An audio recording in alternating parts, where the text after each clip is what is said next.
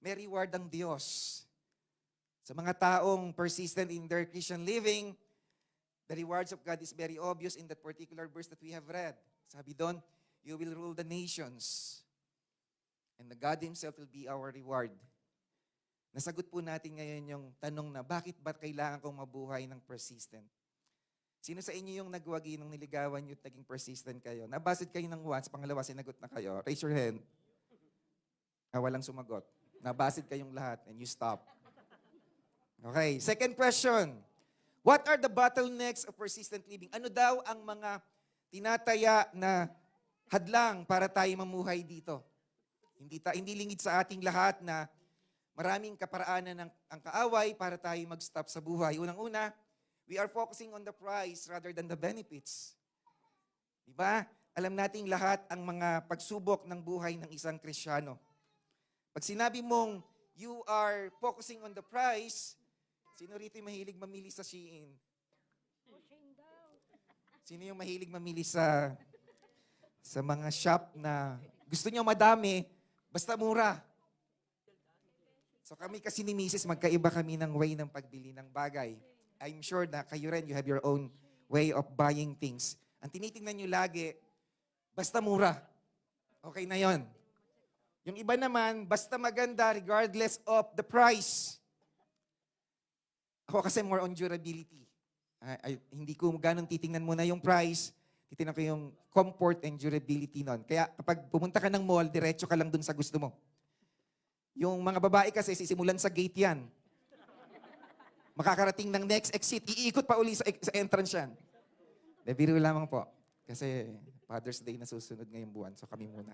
Bebiro lang. Focusing on the price bigger than the benefits. Nagpo-focus sila dun sa mahirap na daan rather than to see the glorious thing that lies ahead. Ang magandang halimbawa po dyan sa sinabi ni Haring David that I will not offer to God that will cost me nothing. Alala po natin yung salita ng Diyos na yon in 2 Samuel 24, verse 24. Sabi niya, hindi ako mag-aalay sa Diyos nang walang halaga sa aking buhay. But some people, they stop because they can see or they are focusing on the price of following Jesus. Hindi nila kayang tingnan na magbabayad sila ng ganong kalaking halaga para paglingkuran ng Diyos. Second issue of persistent life is the pressure is stronger than the call of waiting. Hindi mo kayang tayuan yung pressure ng buhay. Anong nangyari dito? Just like King Saul. When he was supposed to wait for Samuel para before mag-offering, hindi niya nahintay ito kasi ang sabi niya kay Samuel, ang mga soldiers ay nag-i-scatter na. And they're telling me to do it para praising. Hindi kaya ang pressure ng tao. Hindi kaya ang pressure na lagi nang sinasabing, bakit wala ka pang boyfriend? Bakit wala ka pang anak? Bakit wala ka pang work? Bakit maliit ka pa rin hanggang ngayon? Hindi ka pa nag-star margarine? Na-pressure na, kaya lagi nag-high heels. Ginigising ko lang po kayo dun sa mga puyat kagabi. Sino po yung overtime kagabi tapos nagsimba ngayon? Raise your hands. Palakpakan po natin ang Panginoon. Praise the Lord. They choose to be here in spite of their tiredness. Hindi nila piniling matulog. Hindi nila piniling mag-Facebook Live, but they were here.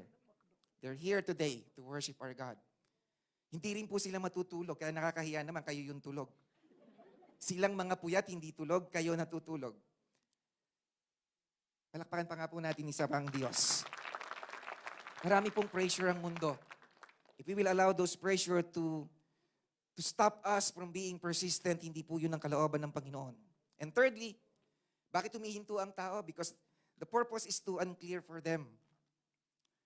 Hindi nila makita yung point ng Diyos why they need to do it and wait for God.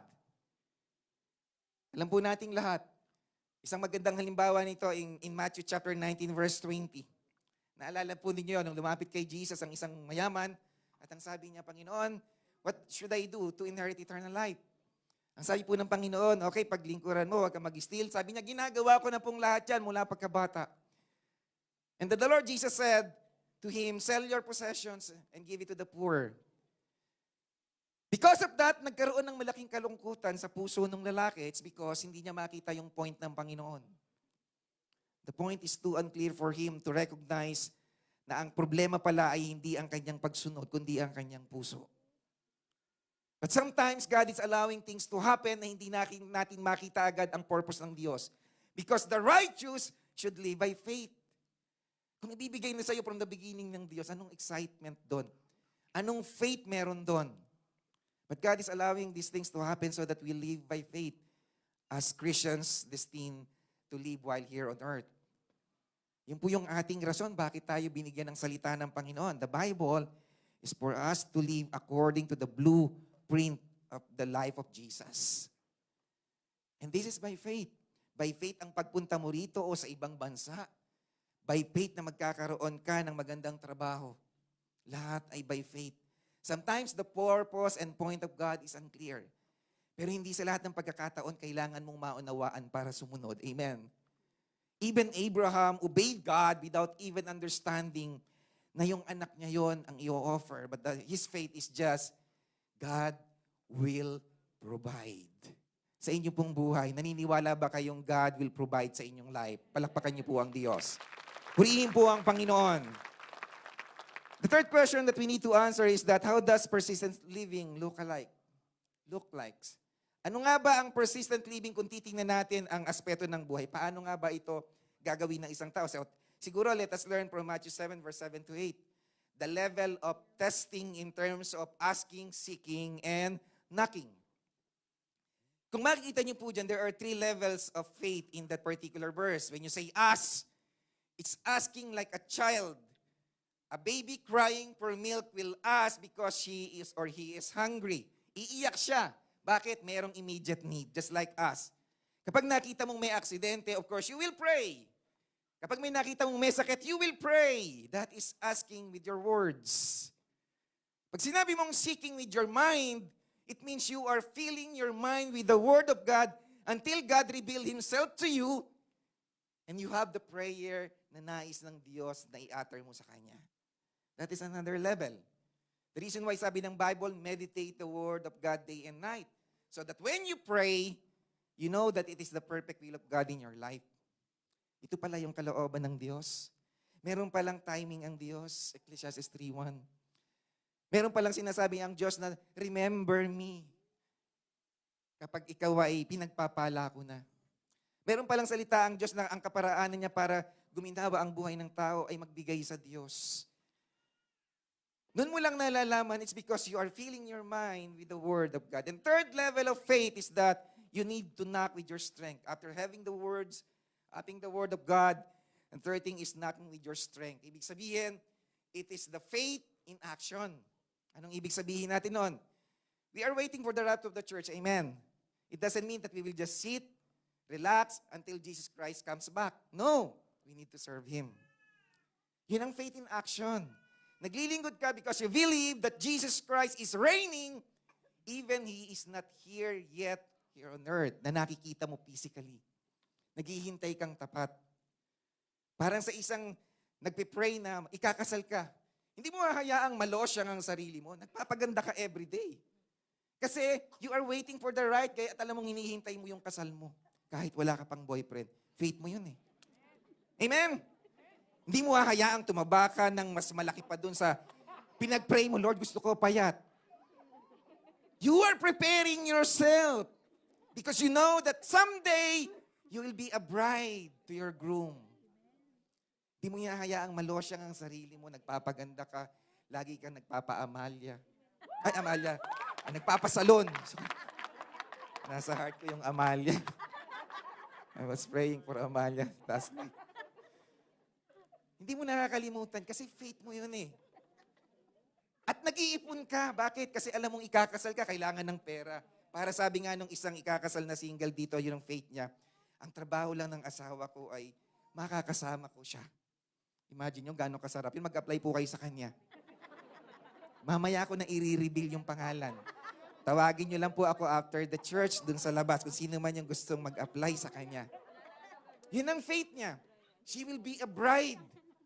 The reason why she's taking up herself more and more every day. It's your faith. Marami na po akong nasabi. We're done. So yun po yung mga bottleneck of persistent living. Una, tandaan natin, huwag natin tingnan lagi ang presyo ng paglilingkod sa Diyos. Huwag po natin tingnan ang mga bagay na laging may pressure, but instead, wait for upon the Lord. And third, hindi mo laging kailangang maintindihan para sumunod. Minsan nga, hindi mo maintindihan bakit ni-reject ng Lord yung prayer mo.